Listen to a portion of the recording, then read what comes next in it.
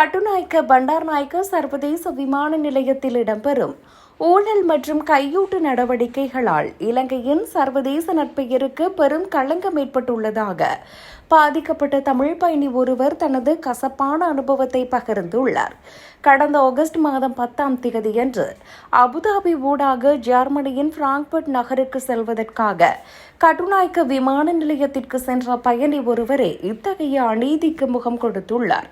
ஆன்லைனில் செக்-இன் செய்திருந்ததால் ஆரம்பகட்ட சோதனைகளின் பின்னர் பொதிகளை ஒப்படைக்கும் கவுண்டருக்கு சென்றபோது அந்த பயணியின் மடிக்கணினி அடங்கிய கைப்பை அனுமதிக்கப்பட்ட எடை எல்லைக்குள்ளேயே இருந்துள்ளது.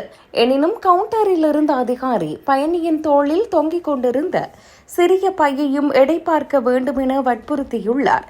கட்டார் ஏர்வேஸ் சேவைகளில் இவ்வாறு செய்யப்படுவதாக அந்த அதிகாரி காரணம் கூறியுள்ளார்.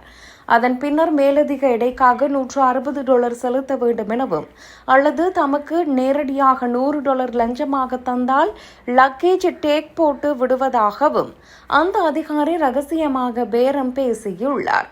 பயணியிடம் பணம் இல்லாத நிலையில் தனது தனிப்பட்ட வங்கிக் கணக்கிற்கு பணத்தை அனுப்ப முடியும் எனவும் அந்த அதிகாரி தைரியமாக கூறியது அதிர்ச்சியை ஏற்படுத்தியுள்ளது.